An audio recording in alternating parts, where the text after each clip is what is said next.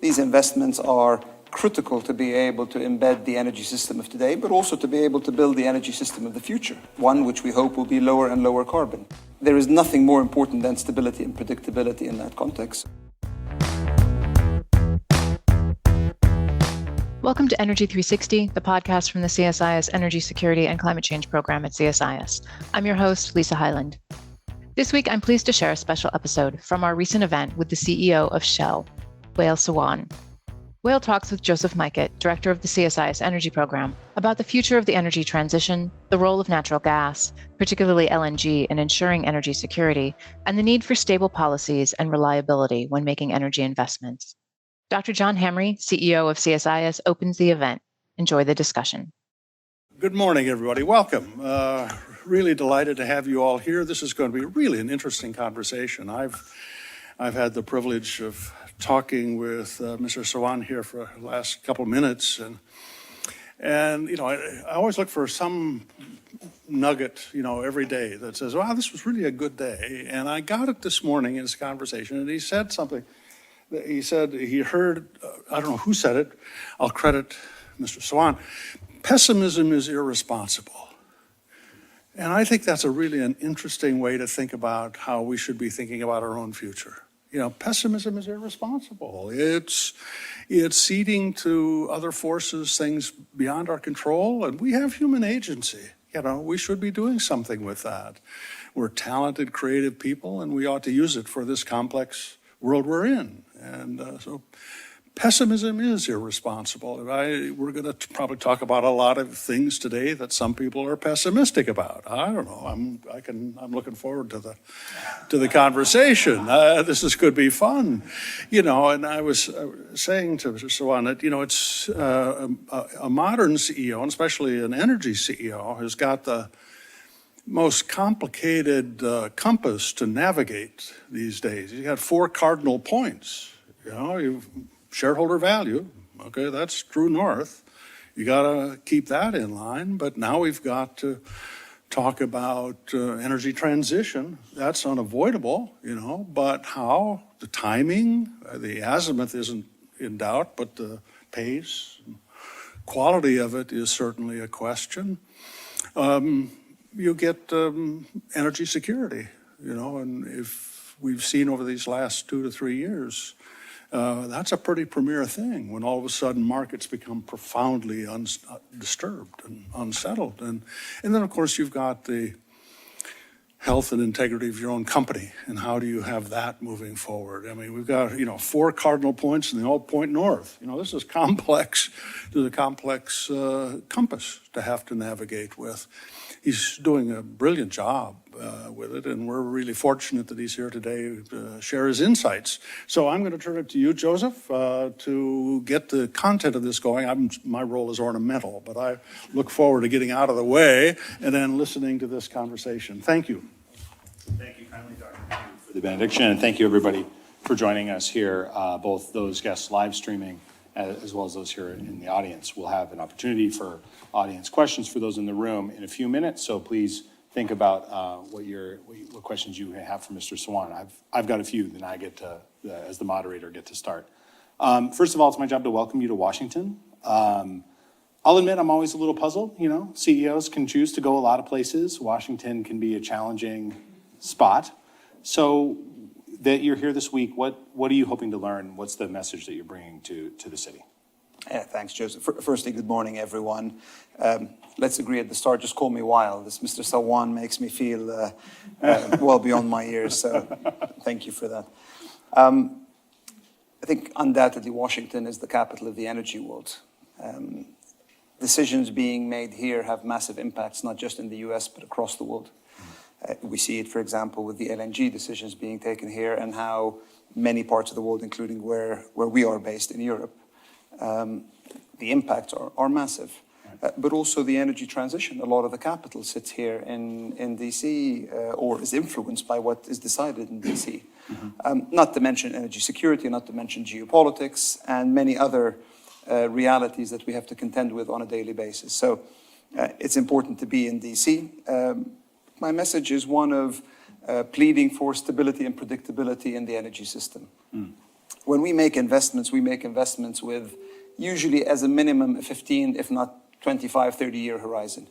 These investments are critical to be able to embed the energy system of today, but also to be able to build the energy system of the future, one which we hope will be lower and lower carbon.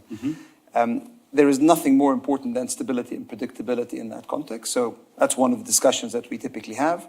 We reflect on, or at least I try to bring the message around what Europe is looking for at this moment in time, as we have gone through extreme challenges over the last 2 years with the horrendous invasion of Ukraine by the Russians, which has severed a lot of the inputs of energy that we depended on in Europe. And therefore, the role of the US as a dependable energy supplier is even more pronounced in today's context than it's ever been.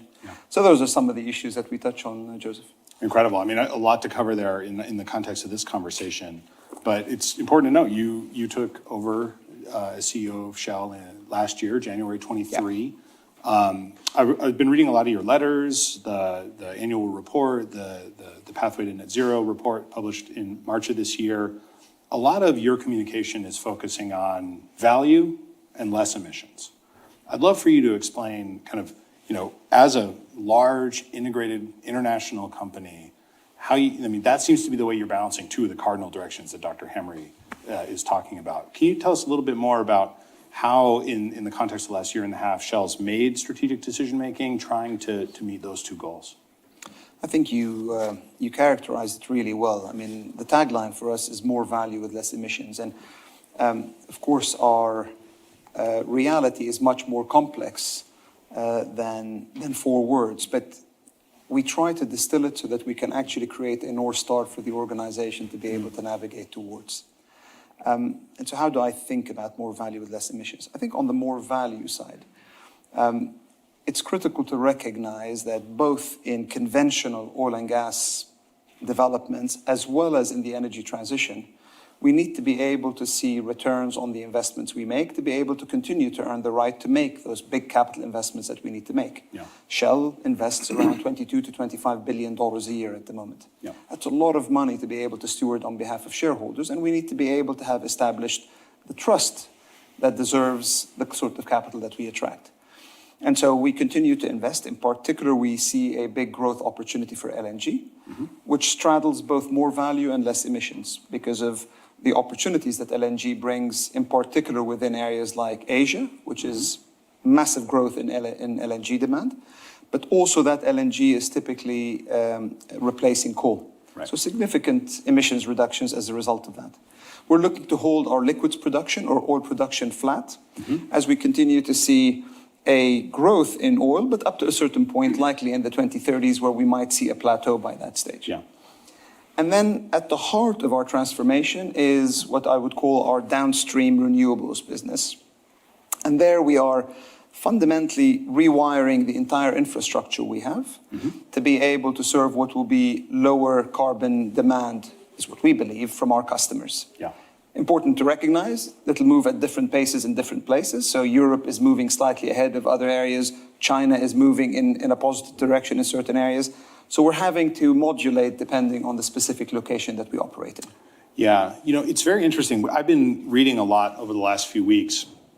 There's this question of, there's a big question: can capitalism solve climate change? But underlying that is a tension we've heard a lot from you. I'm hearing from you. We've heard it from your peers, and that is, you go in to make investments in pure play renewables or other things, and you just don't make enough money. Is that a policy solution to be solved in your view, or is that industry kind of figuring out what business models are going to work? When I look at the enormous amount of capital we need to see to go into clean energy writ large to meet climate targets, do we have the right incentives in place? Do we have a public policy framework in place? And how does that relate to the stability that you were talking about at the very start? Tough question, I hope. No, I mean, I'd start with what's the simplest pathway to stay on track? And I think COP28 identified that. COP28 talks about tripling the deployment of renewable generation, doubling energy efficiency, and getting us to near zero methane emissions by 2030. in what is an incredibly complex space, I think the simplicity of those three headlines allows us to mobilize, hopefully, multiple governments and private capital to be able to achieve those trends. Let me start with the last one. On near zero methane emissions, we have all the technologies, and methane is an incredibly valuable molecule. So why waste it? Right. Right? So there's enough of an incentive to be able to capture the methane, and while the technology is there and has continually evolved, I think that should be low-hanging fruit. Let me jump to the first one, tripling of renewable generation deployment. Depending where you are, China is actually well on track, if not ahead of the curve. Doing it for all us sinners almost, right? That's right. That's right. So over 50% of renewable generation deployment that happened in 2023 was in China. Yeah. India is really moving along nicely at the moment. What you find is, of course, as you drive forward an industry, such as, for example, offshore wind, you also have challenges like supply chain challenges that we are experiencing at the moment. So this will not be a linear trajectory, nor will it be an exponential one. You're going to go through ups and downs. No. But I think we can crack the tripling of renewable generation. The one that we're not seeing a huge amount of progress on is doubling energy efficiency. Right.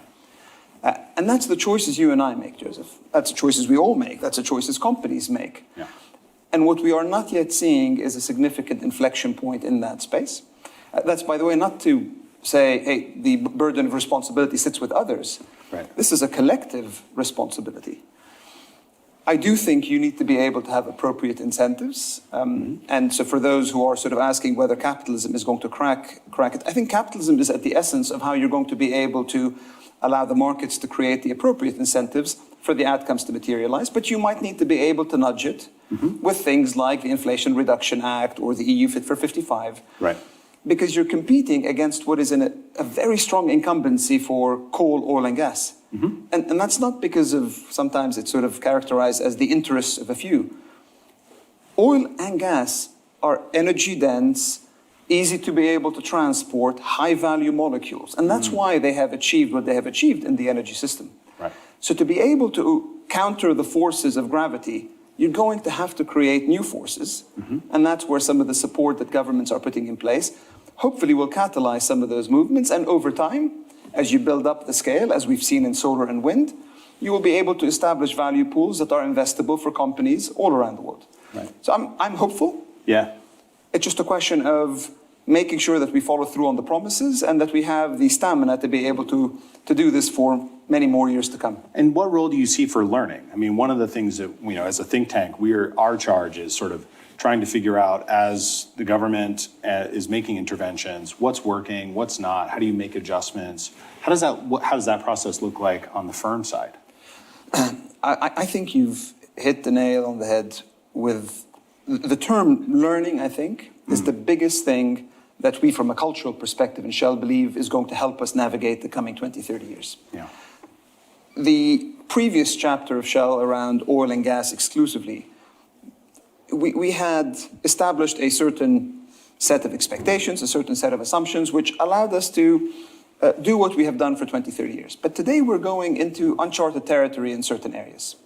And we need to be able to, as we call it, pivot, so try some things, prove, and on the basis of what we prove and what we don't prove, we pivot again. So pivot, prove, pivot.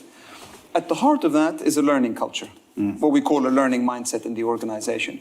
One that allows us, one that not even allows us, demands that we challenge our own paradigms. One that forces us to look at the different technologies that are out there. One that requires us to be very close and proximate to our customers to understand what is driving their energy needs.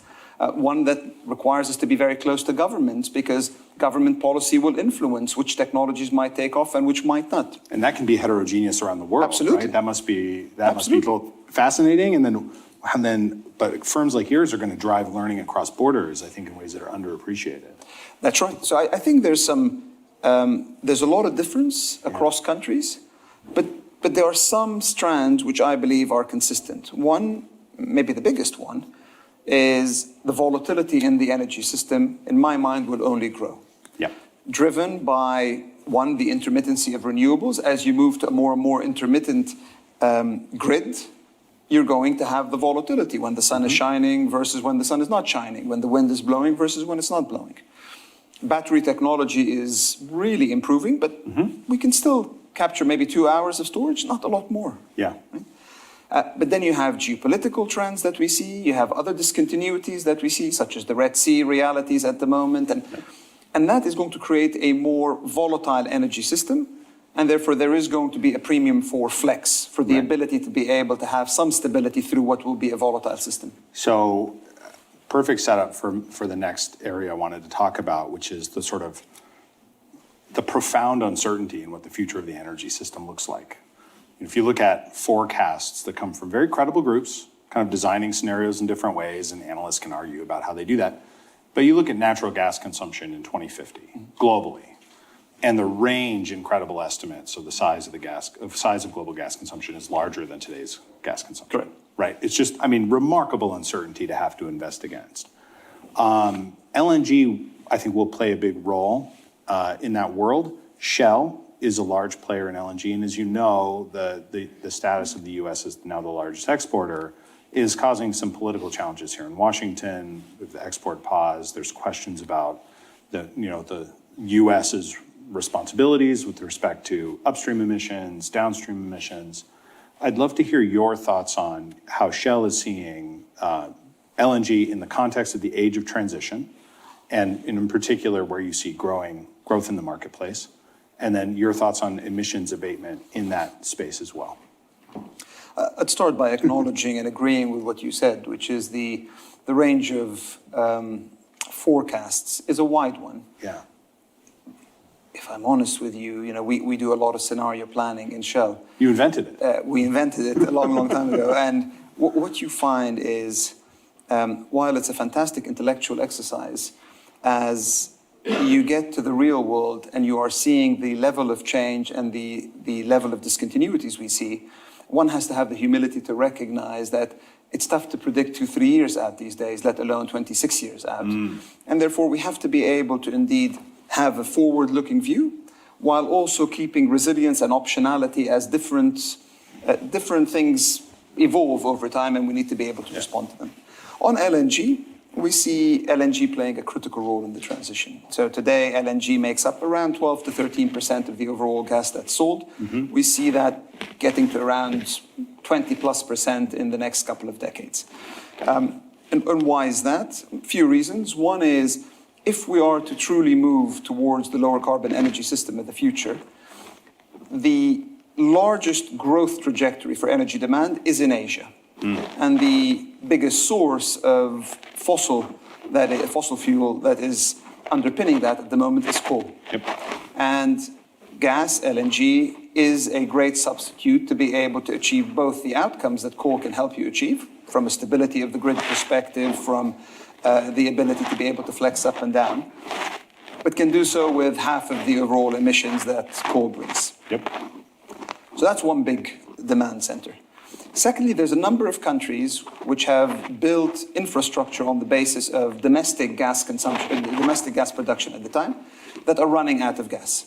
You look at Thailand, you look at Indonesia, you look at Vietnam, you look at the Philippines, and more you look at Europe. Those are countries that have the infrastructure for gas, so they have a choice. Do they fundamentally remove the capital stock, which is in the trillions of dollars that they have put in place, or do they import gas to be able to keep the lights on and to be able to drive their industrial demand? That, in our view, is going to be a huge amount of demand for LNG as you move gas from locations which have it to the locations that used to have it and continue to need it today.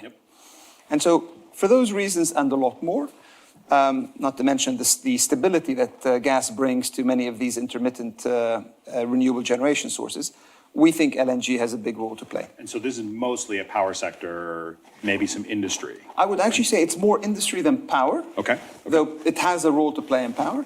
But a lot of the demand that's coming through in Asia at the moment is industrial demand, heating, more so than just electricity. Got it. And so that's where we see LNG playing a big role. To the other element of your question around abatement and the like. Right. We need to be able to ensure that we get to that near zero methane emissions by 2030. And that's across the entire value chain. And so, starting with the facility itself that is producing the LNG, we need to look at options to either sequester the LNG, like we're doing in Qatar, for example, with these new announced projects, North Field East and North Field South, where we have carbon capture and sequestration to be able to significantly reduce the CO2 emissions. So this is the CO2, you're running a liquefaction facility, takes a lot of energy to compress the gas, and then that energy, when you're generated, emits CO2. Is that and you're capturing that? And you capture the CO2 and you sequester it. Yeah. Or you can go to our LNG Canada example, where we are actually using hydro as our energy source to be able to drive the turbines and everything to do that. So rather than using a fossil fuel, we use hydro in the context of Canada. So there are ways to be able to continue to reduce the footprint of the supply side. You then look at the shipping part of it, and more the technology is evolving to allow us to minimize methane losses as we are traveling. And then finally at the consumption part of it, where we would hope with time, many of the users of gas can start to look at how they can potentially decarbonize through, for example, the carbon capture and storage at that site. We also see a pathway towards, for example, blending of bio-LNG with existing LNG supplies, so that you have a much lower carbon intensity overall offering to our customers.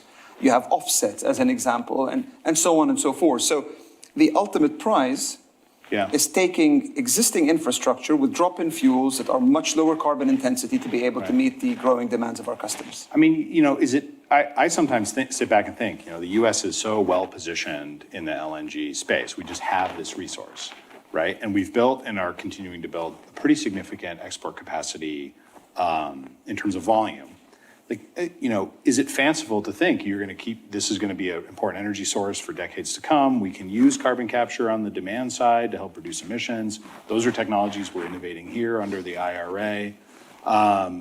Or is it necessary to meet the climate goals that the world has given itself? And I'll admit I alternate between the two. Do you have a sense of kind of necessity versus unbridled optimism in that case? Look, I think I'd start with the demand dictate in this context. Right. If I go back to what I mentioned, the demand is going to be there. If the US does not supply it, I believe others will supply it. Yep. Right? So there is enough gas to be able to then go out and invest in projects that get that supply through to the customers who need it. What a shame not to be able to create that opportunity in the US, not to mention the ability from a broader energy security perspective for many of the US allies to be able to receive US LNG. Right. It needs to be reliable, and that hasn't always been the case, by the way, in the US. There's been sort of some starts and stops with supply of certain LNG. Yep. But beyond that, and look, I don't get into day-to-day politics of decisions made, but something like the current pause, the reality is it doesn't impact today's supply of LNG or potentially next year's supply of LNG. Yeah. It's just, it continues to undermine confidence in US LNG at a time when US allies around the world want dependable and reliable supplies so that they can actually anchor that as part of their overall energy system. If they do not get that comfort, they'll have to go for other sources of energy, which potentially are higher emissions, or they have to go for other suppliers of LNG, which disadvantages the US. I mean, we've heard from foreign colleagues, like we have to look back to Russia if there's going to be supply issues or consternation on the U.S. side. I'm not going to put words in your mouth, but my view is that the U.S. is still growing into its role as a large exporter and energy security player globally. Washington's not quite ready to deal with both the advantages that can come from that or the responsibilities. But one of the things that we have tried to communicate from our shop here at CSIS is the U.S. plays a very unique role in the global gas system by having free onboard cargoes, destination flexibility. Now even we're seeing a lot of traders, including Shell, be off-takers, ready to enter like a much more commoditized market than even we had 8 to 10 years ago. And that is the energy security story of Europe over the last couple of years, right? It was prices and market flexibility that really allowed Europe to weather that storm. Is that well calibrated? I agree with that fully. I think people underestimate how important LNG was in keeping the lights on and keeping industry going in Europe between 2022 and today. But in particular, the market structure Absolutely. And the way the U.S. plays, I think is like quite unique. It is very unique because traditionally the majority of that LNG was indexed against Brent on term contract basis, on long-term contracts. Yeah. the fact that you could actually get flexible cargoes that are indexed against Henry Hub and that are easily accessible to Europe across the pond was a massive lifesaver. Now, there were other things that helped. The context of the Chinese economy and the fact that China was not pulling on more LNG cargoes in the energy system helped. The fact that Europe experienced a much warmer winter than typically was the case also meant that the demand wasn't as high as it could have been. Right. And that's one of the things I keep trying to remind many of the capitals in Europe. This assumption that we're out of the crisis is a dangerous one. We shouldn't become complacent. Right. We need to be able to have energy policies that are looking not at the next 3 years or 5 years. You need to be looking at 20, 30 years.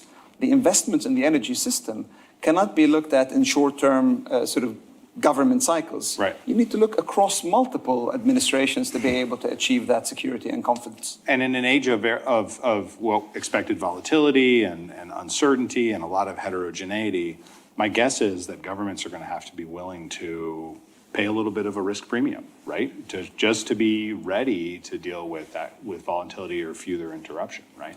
It's very easy to look and like, okay, here's the balance I expect. We have enough export capacity or we have enough import capacity or supply, but then we don't know what the next crisis is going to be. I think that's exactly right. And others have done this for a long, long time, right? Right. The Japanese have, in essence, anchored their demand on the basis of long-term supply contracts, and they've diversified the sources of supply so that they can at least have some optionality in case one of those sources turns off. But indeed, you look at where we are in Europe today, take the Norwegian maintenance, which has sort of impacted gas prices by close to 10 to 12% just in the last couple of days. Why is that? That's because 30% of the imports of gas into Europe are coming from Norway at the moment. Yeah. So the more you create single points of failure, the more you are going to have these markets become unstable. And therefore, the more diverse a policy is around the energy system, the more different technologies you are willing to absorb, whether you're talking green hydrogen, whether you're talking renewable generation, whether you're looking at the role of bio, and so on and so forth. You need all of these energy forms to be able to make sure that you have flexibility to create value for the economy at the right points in time and to ensure energy security for your citizens. Yes. Okay, I've got one more question, but so as I do that, colleagues, please think about what you may want to ask Wael. You started saying the message was Washington, please, consistency. We've got a national election coming up. We need to think, we're thinking about what the policy implications of that could be. Help us understand, given the investments that are coming out of the Infrastructure Investment and Jobs Act or the Bipartisan Infrastructure Law, also the IRA, political leadership in our country is thinking about making adjustments or doubling down. Help us understand the commercial side of this as you're looking at making investments across everything that we've been talking about, security, production, decarbonization. What are the stakes? What are the things that from a commercial perspective you would be most concerned to see, or what do you want to see maintained? I'd firstly start by acknowledging that these were bipartisan acts that at least sort of what we see at the moment seem to be working in terms of attracting a significant amount of capital in different states with whether it's a red or blue state, you see a lot of that sort of playing out. And there's something to be said about the forces of gravity here when irrespective of political affiliation, people are embracing the opportunity to be able to invest in renewables or to invest in green hydrogen or to invest in blue hydrogen, CCS. I think that's good because you're creating jobs, you're actually starting to anchor new industries, and over time what you will do is you will create supply chains locally that are able to satisfy the demands of many of these industries. So that's all good. Yeah. When we look at these investments, as I said earlier, we have to look at it as a minimum on a 15 to 20 year basis. Yep. Right?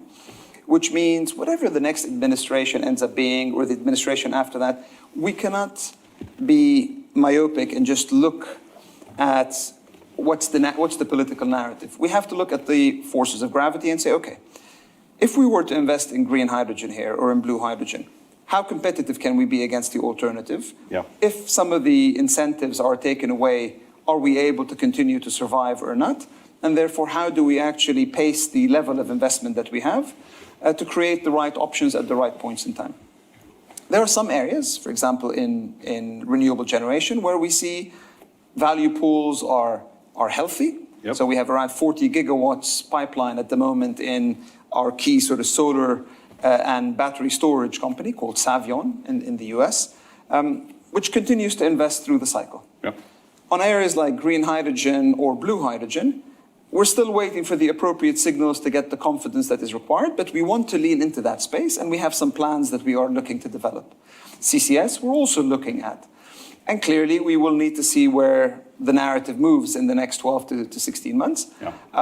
But we are ready to go on some of these, and in some other areas, we've chosen to go irrespective. Yep. Those are the choices we make. Now, for us, the question is not just what technology do you invest in the US? It's a question of do you invest in the US or somewhere else? And so when we look at our capital deployment, we're trying to see what is the best location, where is there the most stability for that dollar of capital that's being invested to be able to show us that we can get a return that we can bank for our shareholders. Right. The US ranks highly in that regard on the back of multiple different elements, including the support of the IIJA as well as the Inflation Reduction Act. And I do hope any government that takes over continues to see that value in place and continues to encourage companies like ours to continue to invest in what I think can be a huge advantage for the US looking into the next 10, 15 years. That's a really interesting perspective because I remember it makes me recall this bumper sticker I used to see frequently, which read, think globally, act locally. And if you're thinking that demand for all this energy, demand for these new resources, for these new technologies is a global thing, then creating a way that the investment is happening in the US, you're seeing the innovation happening in the US, is a sort of, you can see that from a nationalistic lens, True. which is not what the bumper sticker meant to say at all. You're right. You're right. But things are different today. The other note I always think about in terms of policy stability is if you have a sort of net zero by 2050, there's 6 presidential elections between now and then, which kind of makes it a daunting thing to think about so much back and forth. Yeah. Let's invite a few questions from our esteemed guests here in the room. We'll start with Jen and then Kevin, you're next. Colleagues here, please remember a question starts with a brief propositional statement and goes up at the end. I'm going to take that right now. Jennifer Deloy with Bloomberg News. Thank you for taking my question. You're here, as we've been discussing, in DC, making this plea for stability and predictability. Yet in January, we could see a pretty significant 180-degree pivot in energy and environmental policy. And, Donald Trump has obviously promised to roll back a lot of regs. The methane regulations at the EPA are a top target. I wonder how you would react to an easing or a rollback of those methane regs and how they would affect your LNG export business, especially given the looming EU methane regs. Yeah, thank you for the question. Look, once again, what I said earlier applies. In my mind, I recognize that this is election season and therefore a lot is being said. We continue to look for the concrete actions that are going to be taken over the coming months, in particular post-November, to be able to then determine what moves we will make. I won't speculate, but what I would say is the following. When we drive, for example, our methane emissions in any country, we hold ourselves to a very high bar. If the bar in the country is lower than the bar that we hold, then we will meet our own bar. Right? We fundamentally believe that every single molecule of methane should be captured and should be used constructively and not just allowed to go into the environment. So elements like that, I think, I'm not convinced that good stewards of capital and good business people are going to simply let the methane emissions happen, one.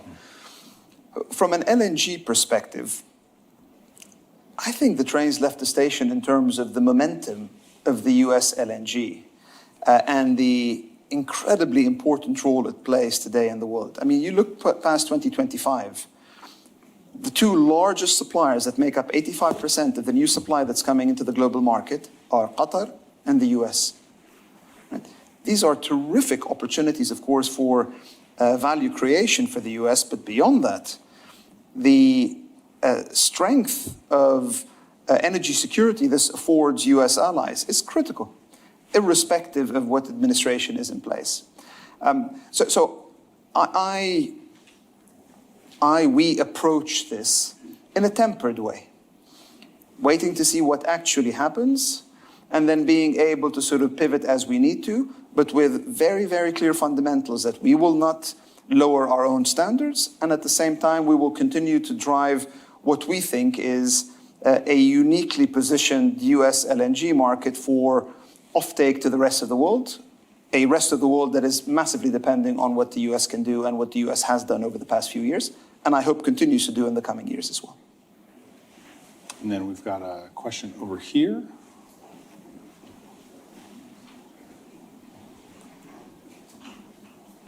Thank you. Kevin Buck, Clearview Energy Partners, and also an advisor here at CSIS. Thanks for doing this.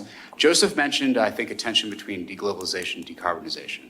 And the fragmenting world, it's sort of weird. We have gone from sort of a economics-based value chains to values-based sourcing as the fragmentation is happening. It's inflationary, and it's potentially problematic for people making big investments. So two parts to the question. The first is, how much are inflationary concerns, whether they come from deglobalization or decarbonization, a big risk to transition for you? And second, to what extent do the impediments of fragmentation affect your business? Thanks. Thank you. Let me start with the second one. The fragmentation that we see and that we expect to continue, at least for some time, almost is confirming the wisdom of the business model that my predecessors had chosen, which is you need to be able to diversify supply, you need to be able to diversify demand points, and then you need to be able to diversify supply chains.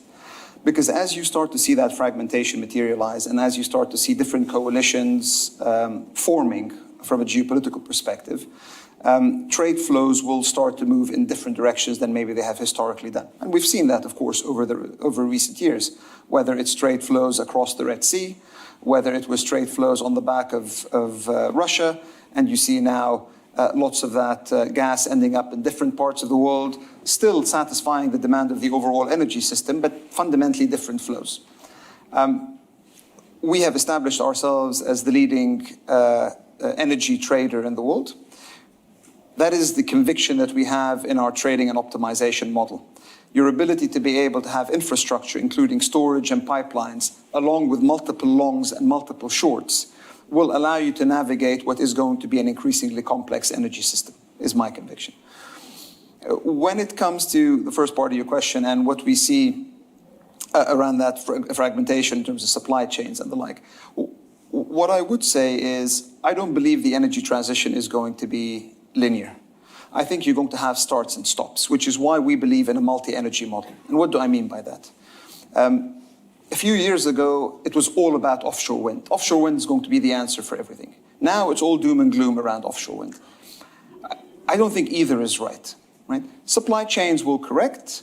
There's a point in time right now because of the inflationary pressure and the supply chain challenges we see with offshore wind, meaning that it's going to slow down compared to what some would have hoped.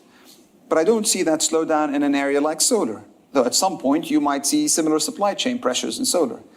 Our ability to be able to be relatively agnostic to what the technology that delivers the energy is, and actually focus on what is in the money at that specific point in time, and how you reroute supply chains and demand patterns and so. That is where the opportunity is, which goes back to my earlier comment. Volatility will be inherent in the energy system of the future, and the players who are able to manage through that volatility and who can continue to satisfy their customer demands through multiple different sources will be the ones that win. And that's how we are positioning ourselves as a company. Multi-energy vectors with a very strong trading and optimization capability with the world-leading customer interface, we believe allows us to play irrespective of where we are in any discontinuity that might emerge. Leveraging one of the questions that we've received online, I'd love to have you talk about that point a little further. I mean, there's a sense in which the world is dividing, right? I'll roughly say G7 plus, a stronger alignment between China and Russia, and then depending on the issue you're talking about, of the BRICS countries, then you've got the developing world. The role of energy traders, has something changed such that a lot of the intuitions, particularly in a town like Washington, is governments are really in the driver's seat. But then I hear from you that the role of traders and the sort of the intermediaries, the connecting tissue in between those countries, actually can smooth out a lot of political confrontation. How do you see that evolving over the next decade or 2 decades as the nature of the energy system changes a lot? Look, I would say. I hope I didn't butcher that for our friend online. I'd Is the energy world going to get less geopolitical?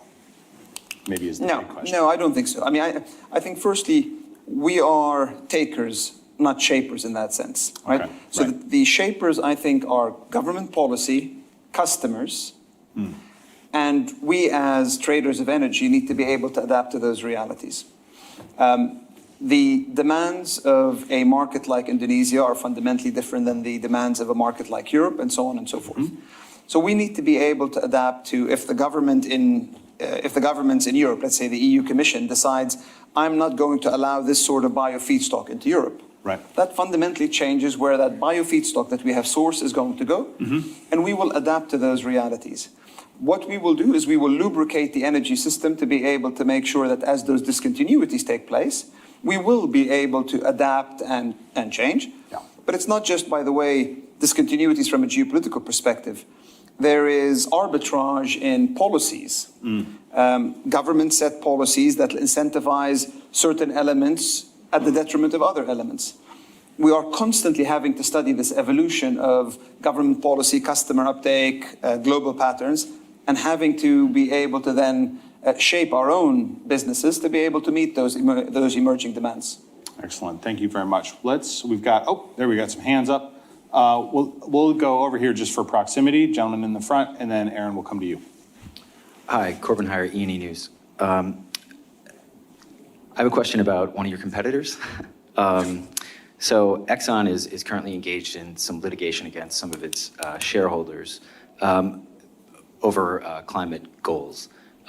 And I'm curious as to what you think about sort of the role of shareholder resolutions and the courts in sort of adjudicating those relationships and climate goals as well.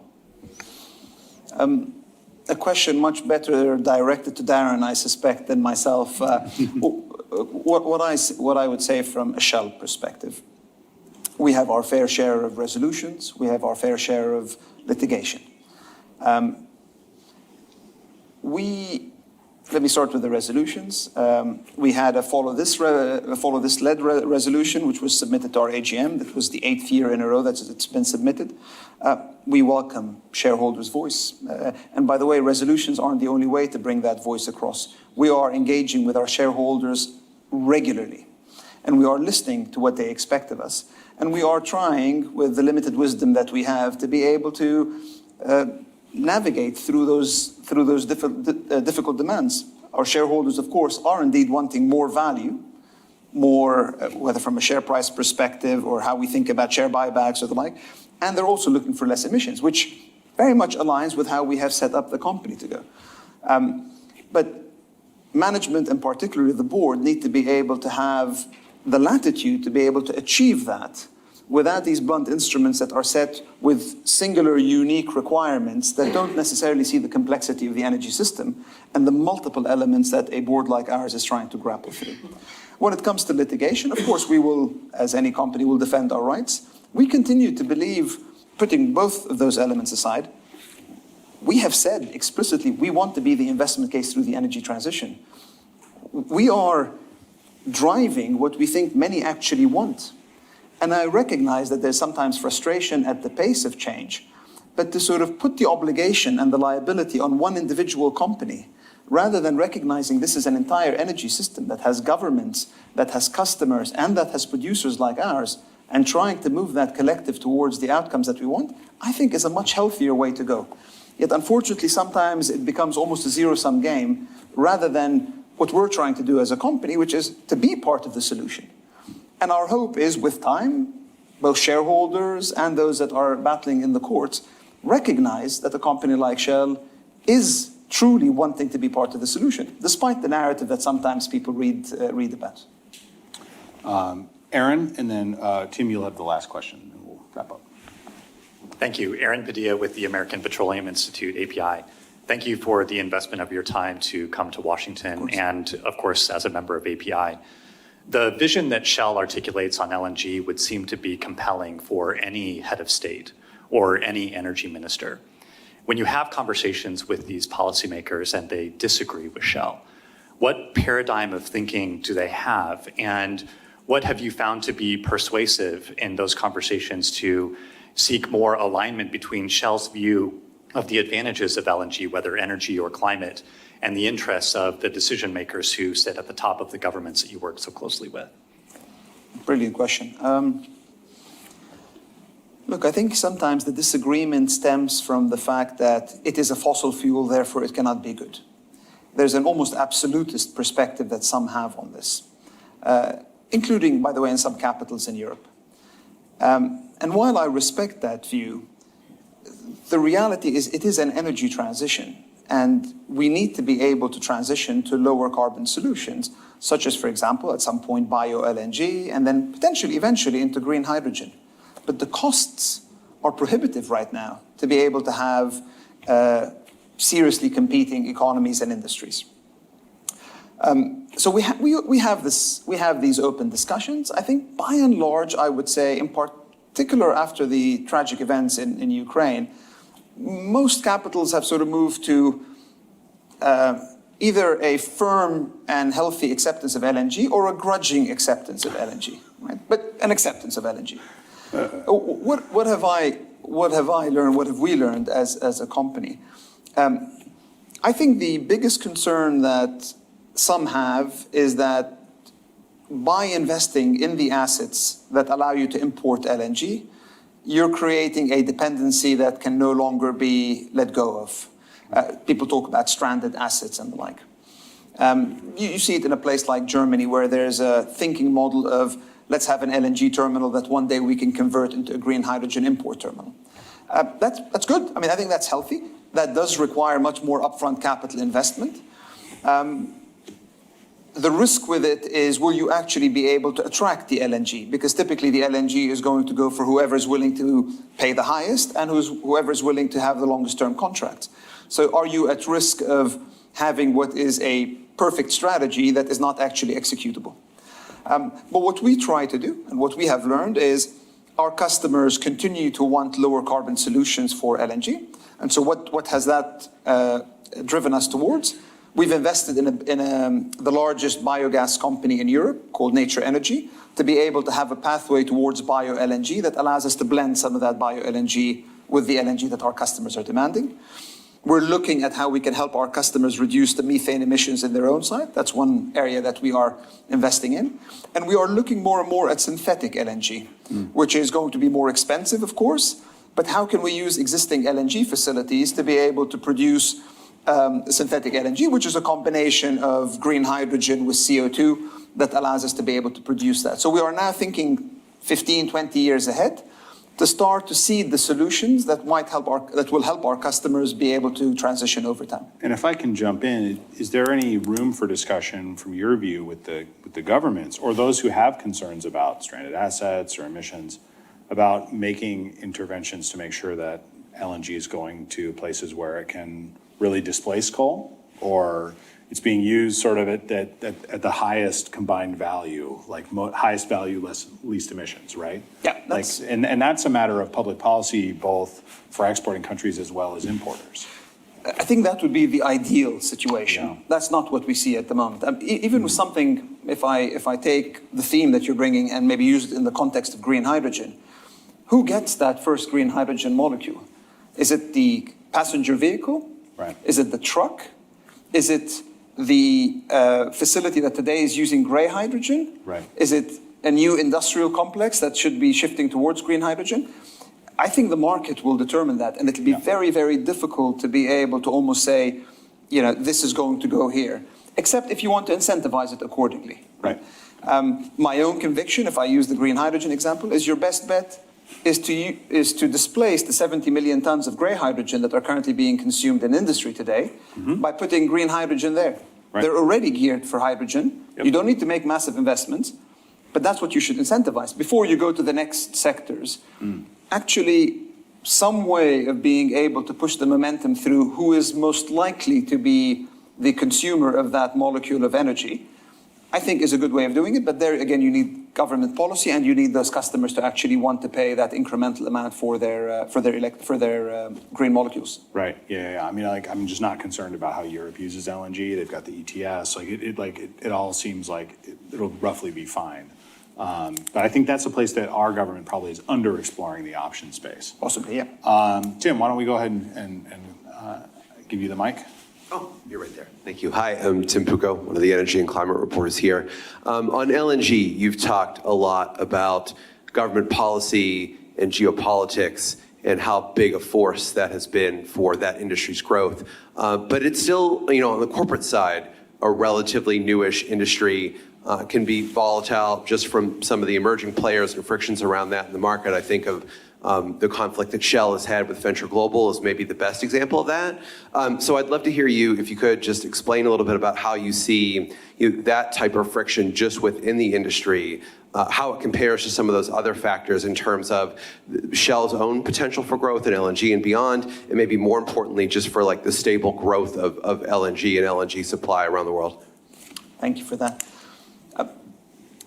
I think the danger is we hone in too deeply on the present. Let me just go back to the 1960s where, the LNG industry was started to form. And actually for a good 4 or 5 decades, while of course you have ups and downs and you have the typical cycles of any energy commodity, the trajectory was very, very clear. And the rules of the game have been very, very clear. Credit to the Japanese vision of how they started to import LNG and actually created the bedrock, which then formed the LNG industry, followed by the Koreans, followed by the Taiwanese, and more recently the Chinese. So it's evolved in a good way. Are there frictions? Like any other industry, there is friction, of course. Then if we zoom into the present, I wouldn't take the legal dispute between us and VG as being defining of the LNG industry. What I would say is, like any other industry, sanctity of contract is first and foremost in my mind. And it goes back to the predictable and stable outlooks that we expect and we see, and that underpin the rule of law that we all agree on, and that creates the opportunities for liberal democracies to be able to continue to function in the way that they function. So I think that elements like that, the danger is not just in the bilaterals and what happens there, it's in the noise it creates for the overall industry, which I think is what you're implying in that context. And I can tell you in Europe, this is a big topic of discussion around confidence in US LNG for the future. I can tell you in Asia, there's questions around, is there a new game in the LNG space? Not just because of the VG issue, but more holistically, is LNG going to become an instrument of political difference? Those are the questions that I think arise. What can we do? I think sadly from a US perspective, it does mean that people will look at other sources of more reliable LNG. We are developing a major project in Canada that is very nicely situated on the west coast of British Columbia that allows us to be able to supply Asia. The Qataris continue to grow their LNG supplies, and other countries, we're working with Trinidad, for example, to continue to grow its LNG supply, and more. And so what it will lead to, I think, is a premium on trust. A premium on trust. That's one thing we've always held ourselves up to for a long, long time. We hold ourselves to a very high bar on. With everything that happens around the world, Fukushima, the tragedies in Japan at that point in time, with some of the challenges we see in the Red Sea, we feel we have an obligation to continue to be meeting the demands of our customers, and we figure out how to do it, even if sometimes it means we take a loss by doing it. The reliability of supply and the trust in suppliers to ensure that they do what they said they're going to do is critical. That is, I think, what's going to underpin the health of the LNG industry. The final point I would make is countries have choices as well. One of the challenges we see in Europe at the moment is, while there has been a few recent term contracts there, traditionally Europe depended around 80% on spot LNG imports and less than 20% on term. If you go to Asia, It's the exact opposite. Over 80% typically is term contracts. So in 2022, at the worst of the gas price realities post the Russian invasion of Ukraine, the Chinese paid, we think, around $12 to $13 per million BTU for that year. The Europeans paid around $40 to $50 per million BTU. Why? Because the Europeans chose to be at the mercy of the spot market, whereas the Chinese had a combination of domestic production, certain pipeline imports, and their LNG was predominantly on term contracts, so they could actually expect the stability of price, and that's what they got. So government policy matters in that context, and you can significantly reduce the volatility that you might experience by having appropriate policies that allow you to find that balance. Excellent. You've been so generous with your time. We've ran up against the window, and I think we have to get you to the hill.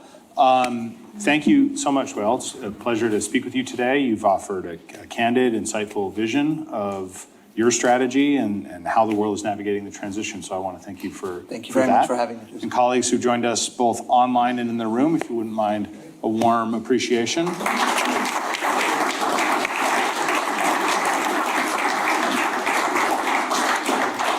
Thank you so much for joining us. This is Joseph Majkut signing off for CSIS. We'll see you next time. Thanks for listening to our special episode. You can find more episodes of Energy 360 wherever you listen to podcasts and at csis.org. As always, follow us on X and LinkedIn for updates from the team. Thanks for listening.